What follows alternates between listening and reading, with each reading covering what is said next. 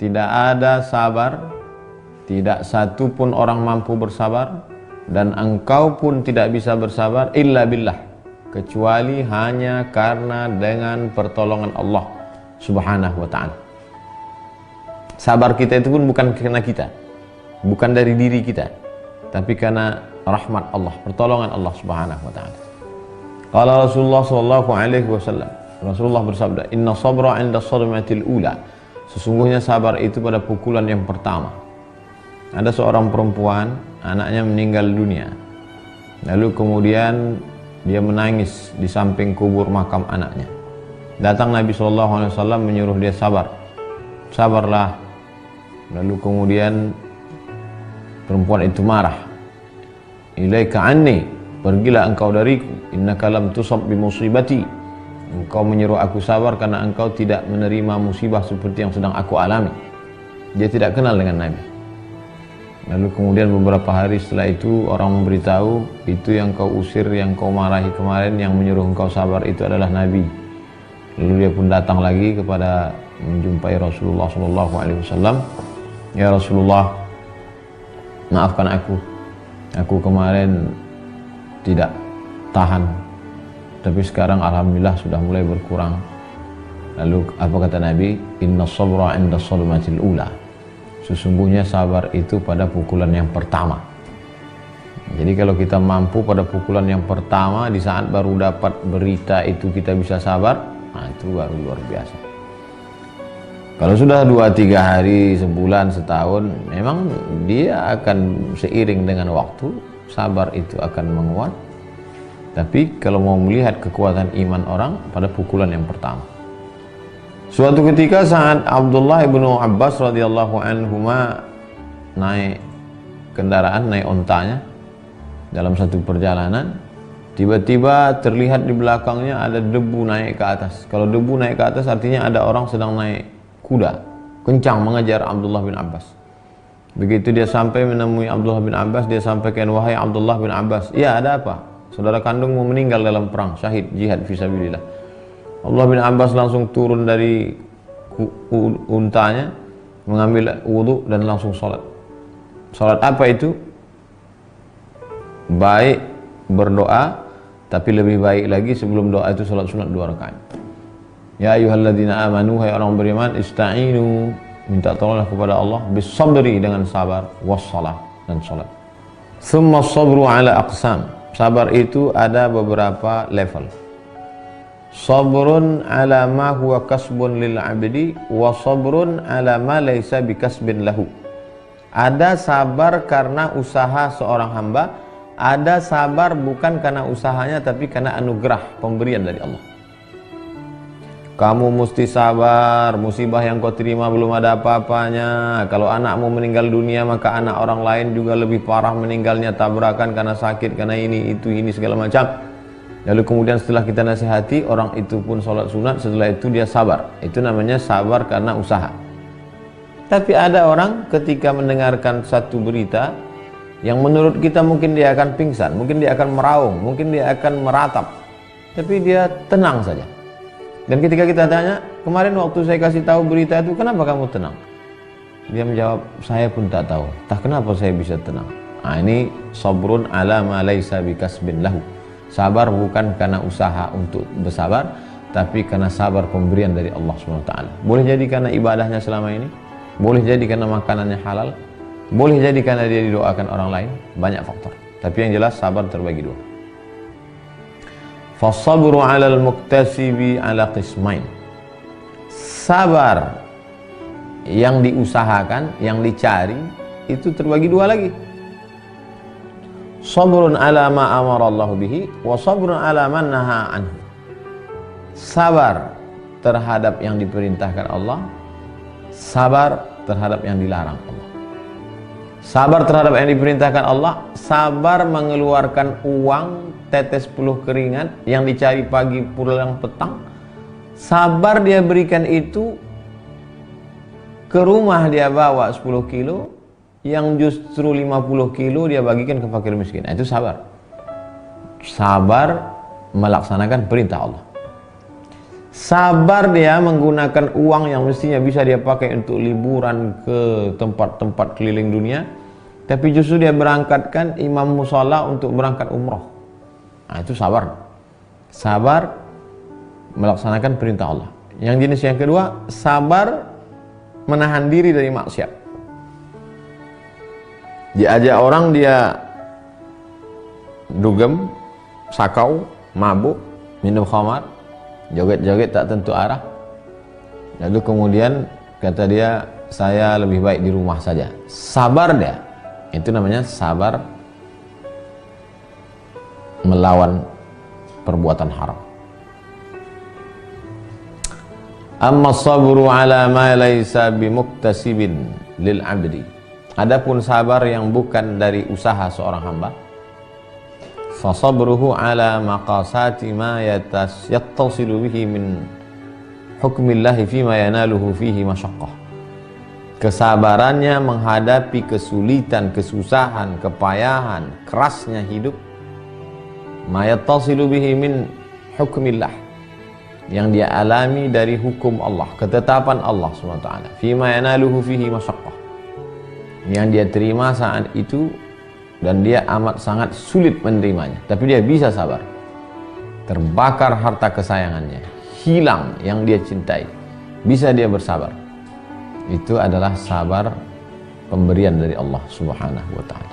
Makanya banyak sekali orang-orang yang kita lihat setelah hijrah, berbagai macam yang dia alami dalam kehidupan, sabar aja dia, tenang saja. Siapa yang membuat dia sabar? Allah. Laisa bimuktasib, bukan hasil usaha. Kalau diumpamakan satu tubuh, lalu sabar itu apanya? Iman. Sabar itu, kata Imam Ali, kepalanya iman. Sabar itu kepalanya. Kita dikenali orang ya karena kepala ini. Karena kalau tangan, kaki, badan hampir mirip-mirip semua. Yang membedakan kita dengan orang lain adalah yang sejengkal.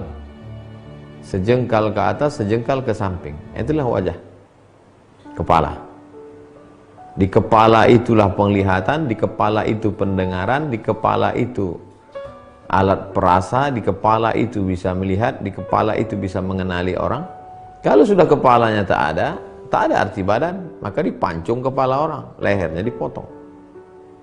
Kalau orang sudah tidak punya sabar, maka kuranglah kesempurnaan iman. Bahkan kalau diumpamakan seperti anggota tubuh, ya tak ada maknanya lagi, mati itu sudah. Kita tidak sabar terhadap apa yang kita cintai, bagaimana mungkin kita bisa sabar terhadap apa yang kita benci? Sedangkan untuk sabar menghadapi yang kita sukai saja kita tak sabar. Lalu bagaimana mungkin kita bisa sabar terhadap yang kita benci? Dia sedang ingin berkata, kalau kita masih berkata sabar itu dari kita, sulit. Karena kita masih ada nuhib wa nakrah, like and dislike. Tapi kalau sudah kita berkata, wa ma sabruka illa billah, sabar ini adalah dengan pertolongan Allah, disitulah baru bisa kita kuat. Imam Roim berkata, as-sabru tarkus syakwa. Sabar itu artinya tak mengeluh. Syakwa mengadu. Dikit-dikit mengadu, dikit-dikit mengadu.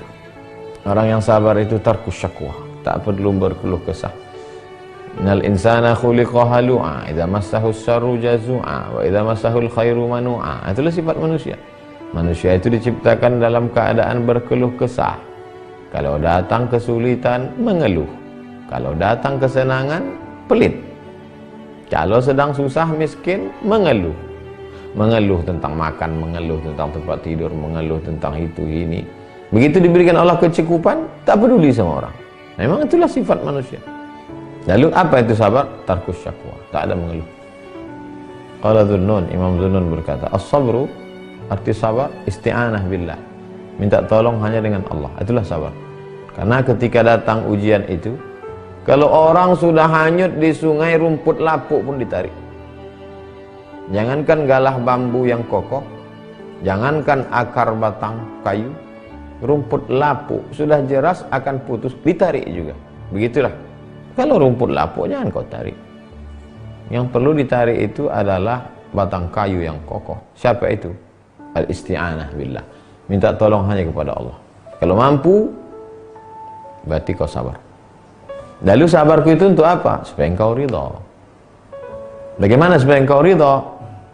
Maka aku bersabar. Jadi kalau begitu, mengapa Allah berikan sesuatu ujian? Tak tahukah Allah bahwa kita ridha tak ridha? Allah Maha tahu. Lalu kenapa Allah bagi kita ujian? Kalau memang Allah tahu, untuk apa? Dia cuman mau ngasih tahu kita, kau layak atau tidak. Kalau kau ridha, berarti kau layak. Kalau tak ridha, berarti kau tak layak. Kalau tak layak, maka jangan mengeluh kalau tak dapat. Karena dirimu sendiri pun sudah sadar bahwa kau tidak layak untuk itu. Ketika engkau sedang berada pada ribat, istiqamah dalam ibadah, istiqamah dalam sabar, madunallahi ta'ala a'da'uka, selain dari Allah adalah musuhmu. Orang kalau sudah mau perang, selain dari tujuan ini musuh, fa ahsin murabatah, maka perbaikilah ribatmu, perbaiki hubunganmu dengan Allah, maka Allah akan perbaiki keadaan. Tameng kita untuk menghadapi segala sesuatu hidup ini adalah sabar. Lalu ternyata sabar yang ada untuk kita pakai itu pun tak cukup. Untuk menghadapi tombak anak panah, kita gunakan baju besi. Baju besi ini namanya sabar. Tapi ketika berhadapan, saking banyaknya, tak cukup dia. Maka sabar kehilangan yang dua ini, itu sabar di atas sabar. Pertama, sabar menghadapi tombak. Siapkan sabar. Yang kedua, saking banyaknya jebol juga pertahanan ini, ada sabar ketiga. Sabru ala sabr. Sabar di atas sabar. Kama qila, sabirus sabri fastaghatha bihi sabr. Sabar di atas sabar, masih minta lagi dia sabar. Fasahal muhibbu bi sabri sabran. Orang yang pencinta, cinta kepada Allah, dia tetap juga minta kepada sabar. Jadi kalau ada ungkapan sabar itu ada batasnya, tak ada. Habis sabar satu, muncul sabar dua. Habis sabar dua, minta sabar tiga. Sampai kapan? Sampai akhirnya kita mati menghadap Allah SWT. Orang bisa menanggung segala beban hidup ini kenapa? Karena Allah. Itulah makna firman Allah, wasbir li hukmi rabbika. Sabarlah engkau menerima segala ketentuan takdir Tuhanmu. Fa innaka bi a'yunina. Karena engkau berada dalam pandangan kuasa kudrat iradat kami. Tur 48. Wa qala ba'duhum, ada riwayat, kuntu bi Makkah, aku sedang berada di kota Makkah. Fara'aitu faqiran tawafa bil bait. Kulihat ada seorang fakir tawaf di samping Baitullah. Wa akhraja min jaybihi riq'ah.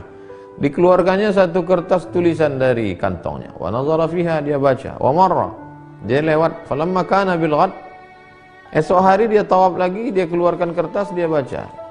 Sama seperti itu. Fataraqabtuhu ayyaman, kuperhatikan dia berhari-hari melakukan itu. Wa huwa yaf'alu mithla dzalik. Tiap hari begitu. Tawaf. Fa yawman minal ayyam, suatu hari tawafa wa nazara fi riq'ah. Dia tawaf, dia bawa wa taba'ada qalilan. Lalu kemudian agak menjauh sedikit, saqata maitan, mati, jatuh, meninggal. Fa akhrajtu ar-riq'ata min jaybihi.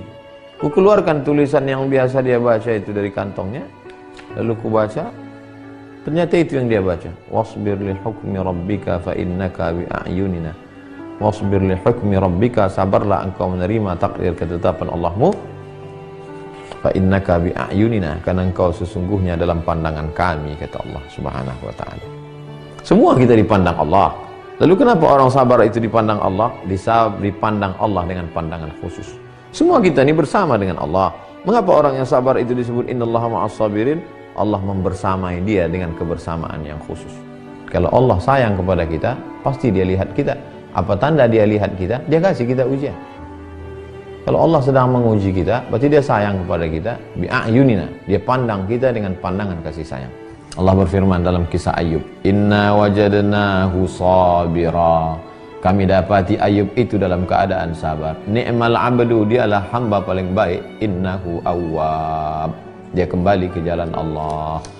Ma'akhbara anhu, padahal dia ada juga mengeluh. Tapi mengeluhnya tidak melampau. Ada Nabi Ayub itu mengeluh? Ada, sekedar ngasih tahu. Anni masaniyad-dur, aku kena sesuatu yang tak menyenangkan. Al-Anbiya 83. Tidak menafikan kesabaran. Allah tetap sebut dia sabir. Aku mendengar guruku berkata, istakhrajallahu minhu hadhil maqalah. Allah Subhanahu wa taala mengeluarkan kalimat ini, kalimat masaniyad dur. Ucapan Ayub, ya Allah aku kena dur, sesuatu yang tak menyenangkan. Litakuna mutanaffisan li du'afai hadhil ummah. Kenapa Allah sebutkan kalimat yang keluar dari mulut Ayub ini, padahal semestinya tak perlu kalimat ini terucap? Kenapa Allah biarkan terucap? Litakuna mutanaffisan li du'afai hadhil ummah, sebagai keringatan bagi umat ini yang imannya lemah. Kalau orang yang imannya kuat tak perlu dia mengeluh pada Allah, diam saja, maka dalam diamnya itulah turun rahmat Allah.